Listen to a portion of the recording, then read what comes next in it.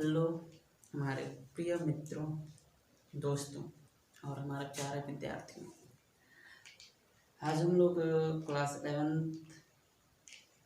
और ग्रेजुएशन में भी पढ़ाया जाता है, उससे रिलेटेड हम लोग मैथमेटिक्स का एक चैप्टर पढ़ने वाला है। उसका थोड़ा सा हम लोग इंट्रोडक्शन पढ़ेंगे और उसका कुछ बेसिक कंसेप्ट होता है उसको पढ़ेंगे। ठीक है, जैसे हम आप लोगों को आज पढ़ाने वाले हैं सेट थ्योरी।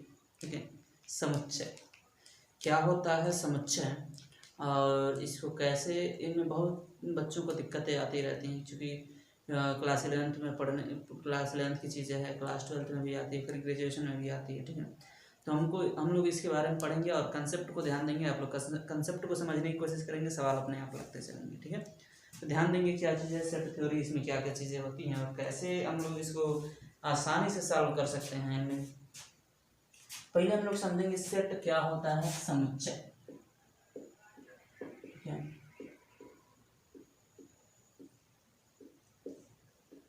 समुच्चय क्या होता है? समुच्चय को समझने के लिए आप लोग ऐसे समझ सकते हैं कि समुच्चय का मतलब होता है कलेक्शन। ऐसे समझ लो आप लोग कि अगर बहुत सारे डाटा हो या फिर बहुत सारे ऑब्जेक्ट हो, अगर उसको हम एक कलेक्टिव फॉर्म में रखते हैं, ठीक है, तो उसको हम लोग उसको कलेक्शन कहते हैं, ना कि सेट कहते हैं। ठीक है, सेट और कलेक्शन में डिफरेंस होता है कि क्या होता है सेट और क्या होता है कलेक्शन। ठीक है, एज आप लोग समझ सकते हो कि अगर आपकी क्लास में जितने भी स्टूडेंट हैं, ठीक है, वो एक तरीके से सेट फॉर्म में है, ठीक है, मतलब समुच्चय है। और अगर वही आप लोग प्रेयर असेंबली के लिए आप लोग सभी स्टूडेंट जो हैं, अगर आप लोग ग्राउंड में खड़े हो रहे हैं, ठीक है, तो उस टाइम में हम लोग उसको सेट कह भी सकते हैं, नहीं भी, तो कलेक्शन जरूर कहेंगे। ठीक है, कलेक्शन क्यों कहेंगे? कलेक्शन का मतलब ये होता है कि अगर हम लोग एक ऑब्जेक्ट, बहुत सारे ऑब्जेक्ट को हम लोग कलेक्टिवली कलेक्ट कर लेते हैं, मतलब एक पास रख लेते हैं, ठीक है, संग्रहित कर लेते हैं, तो वो हमारे पास कहलाता है कि वो कलेक्शन है। ठीक है, अब कलेक्शन को ही हम लोग कहते हैं कि वो सेट है, समुच्चय है। अब कैसे?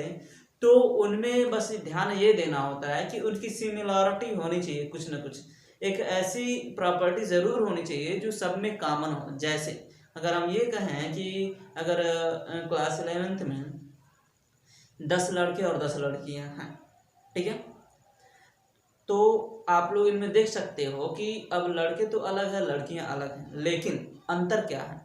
अंतर यही है, या फिर एक कह लो कि अंतर तो ये है कि ये दो, मतलब दोनों में जेंडर डिफरेंस है। ठीक है, लेकिन क्या सिमिलरिटी है? सिमिलरिटी यही है कि ये दोनों के दोनों जो है क्लास 11th के विद्यार्थी हैं। पहली प्रॉपर्टी यही कि सबके लिए कॉमन है। ठीक है, तो इसके वजह से हम लोग कह सकते हैं कि ये क्या है, एक सेट है, एक समुच्चय है। ठीक है, इसका एग्जाम्पल आप बहुत सारे देख सकते हैं। अब इनका यूज बहुत सारी चीज़ों के लिए होता है। ठीक है, हम लोग क्लास 12 में भी देखेंगे कि इसको हम लोग पढ़ेंगे कि रिलेशन एंड फंक्शन पढ़ेंगे, मतलब कि संबंध जब पढ़ेंगे इनके बारे में तो चीज़ें हम लोग को सीखने को मिलेगी। ठीक है, हमको पढ़ना है पहले कि समुच्चय क्या है। ठीक है, तो समुच्चय को हम लोग ऐसे डिफाइन कर सकते हैं, परिभाषित कर सकते हैं कि अगर डेफिनेट प्रॉपर्टी वाले, मतलब एक सिमिलर प्रॉपर्टी वाले ऑब्जेक्ट का कलेक्शन करते हैं, मतलब क्या, समान गुण वाले वस्तुओं को हम संग्रहित करते हैं, ठीक है, तो उन्हें हम कहते हैं कि वो क्या है, समुच्चय है, सेट है। जैसे कि एग्जाम्पल के तौर पर आप देखना चाहो तो हम कहते हैं कि इंग्लिश अल्फ़ाबेट के जितने भी लेटर हैं,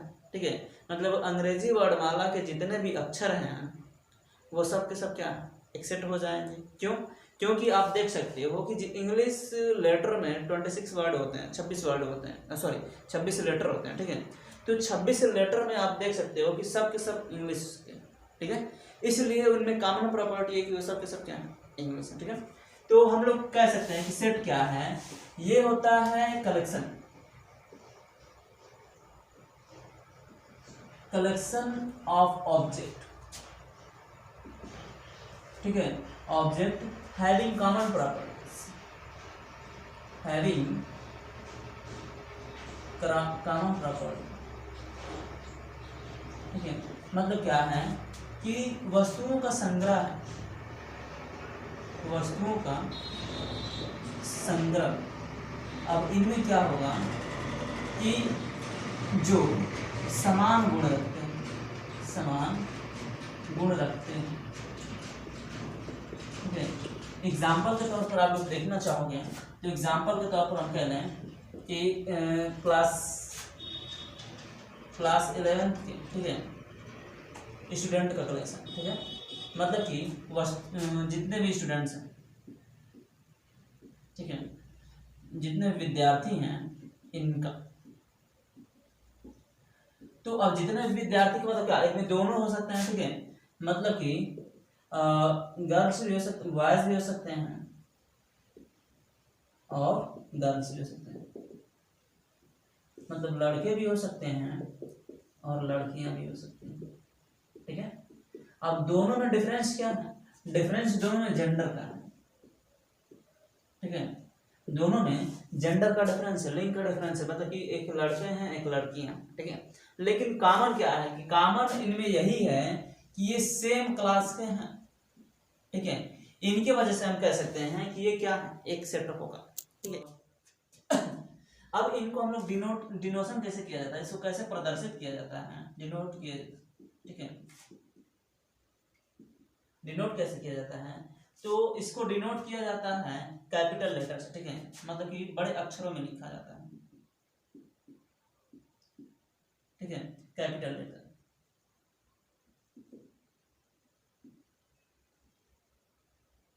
किसका कैपिटल लेटर, तो इंग्लिश वर्ड का, ठीक है, जैसे ABC कुछ भी हो सकता है, ठीक है, ये सारे होते हैं, ठीक है।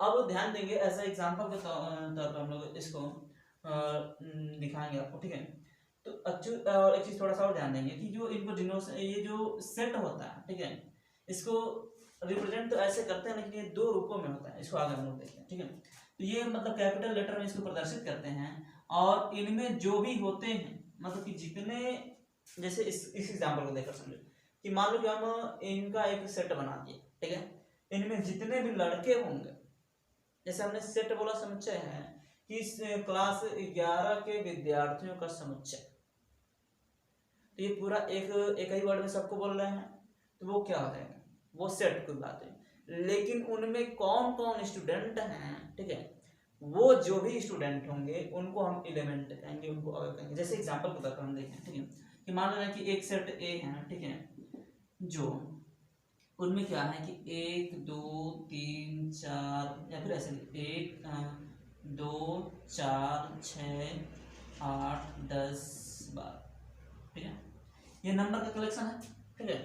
अब इन नंबर के कलेक्शन देख, ये करली ब्रैकेट है, ठीक है, ये करली ब्रैकेट के अंदर सबको लिखते हैं हम लोग, जो भी होता है वो समुच्चय होना, ठीक है। तो अब ध्यान देंगे इनके करली ब्रैकेट के अंदर जितने भी आते हैं ये एलिमेंट कहे जाते हैं, ठीक है, अवयव, और ये जो होता है ये सेट को रिप्रेजेंट करता है, समुच्चय को रिप्रेजेंट करता है, ठीक है। अब ये करली ब्रैकेट के अंदर इन सारे एलिमेंटों को लिखा जाता है, इसको कॉमा लगा कर लिखा जाता है, ठीक है। अब इस कहते हैं कि जैसे मान लीजिए हम कह रहे हैं, अब इनमें सिमिलरिटी क्या है, सिमिलरिटी है कि ये सब के सब इवन नंबर है, मतलब 2 4 6 8 10 12, मतलब सब के सब क्या है, सम संख्या है, सम संख्या होने की वजह से हम क्या कह सकते हैं कि ये एक सेट है, ठीक है। अब यहाँ पर चीजें ध्यान देंगे, ठीक है, कि इनको हम लोग जैसे हम कह रहे हैं कि दो इसका अवयव है, तो हम इसको ऐसे लिखते हैं, एक ऐसे सिंबल बनता है, ठीक है, ऐसे, ठीक है, ये डिनोट करता है, इसे हम लोग पढ़ते हैं इज एलिमेंट ऑफ,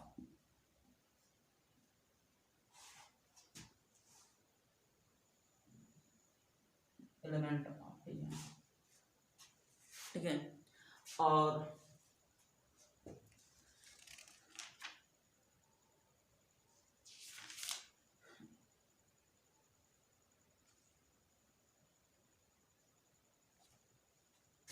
ठीक है, तो जैसे हम लिखे कि अगर 2 हैं तो 2 इज एलिमेंट ऑफ ए, अगर हम ये कहें कि इसमें 3 नहीं है तो इसको हम कैसे लिख सकते हैं कि 3 इज नॉट एलिमेंट, ये जब इसको कट कर देते हैं तो 3 इज नॉट एलिमेंट ऑफ ए, ठीक है, तो इसको हम लोग पढ़ते हैं इज नॉट एलिमेंट्स, ठीक है, एलिमेंट्स का कोई दिक्कत नहीं, एलिमेंट्स ऑफ ए, ठीक है, ये होते हैं सारी चीज इनको। और एक दूसरा फॉर्म लिखा जाता है, ठीक है, जैसे हम लोग इसको सेट बिल्डर फॉर्म और रोस्टर फॉर्म, इसको अगले क्लास में हम लोग देखेंगे, ठीक है, बस इसका ओवरव्यू दे रहे हैं कि अगर जैसे हम लिखते हैं कि a is equal to x such that x ठीक है, where x is a even number, ठीक है, where x is a even number, ठीक है। जो इसको हिंदी में लिख लिया जाए तो ये हो जाएगा एक्स सच दैट एक्स एक सम संख्या है, ठीक है। अगर यहाँ पर देख इसी को हम लोग लिखना चाहें तो हम लिख सकते हैं कि x जो है वो 4 से लेकर के 12 तक है, ठीक है। मतलब क्या x जो है, या फिर ऐसे लिख सकते हो x is element of 4 to 12, ऐसे लिख सकते हो, ठीक है, इज एलिमेंट ऑफ 4 to 12, बात वही है, ठीक है। तो ये जो होता है ये जो होता है रोस्टर फॉर्म कहते हैं इसको, रोस्टर विधि,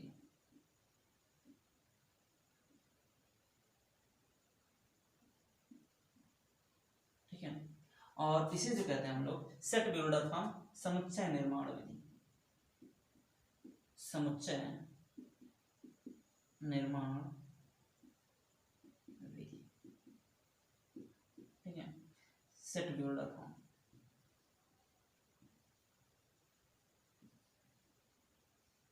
ठीक है। तो ये हमारे कुछ सेट के बेसिक फॉर्म होते हैं, बेसिक रूप होते हैं, इसको हम लोग आगे देखेंगे कि कैसे होता है। इसमें बस थोड़ा सा बता दें कि ध्यान क्या रखना होता है, जब रोस्टर फॉर्म में लिखते हैं ना तो कभी भी रोस्टर फॉर्म में उनकी प्रॉपर्टी लिखी ही नहीं जाती है। मतलब जैसे देख सकते हो अगर ऑड नंबर होता तो 1 3 5 मतलब ऐसे जो होते हैं, ठीक है, तो वो जो हमारे पास है रोस्टर फॉर्म में हम लोग मतलब कॉमा लगा करके जितना लिखते चले जाएंगे वो रोस्टर फॉर्म है। और सेट बिल्डर फॉर्म में क्या होता है कि एक्स लिखते हैं, ठीक है, जहाँ जो एक्स होता है, ठीक है, वहाँ पर इसकी प्रॉपर्टी लिखी जाती है, ठीक है, कि इनकी प्रॉपर्टी क्या है,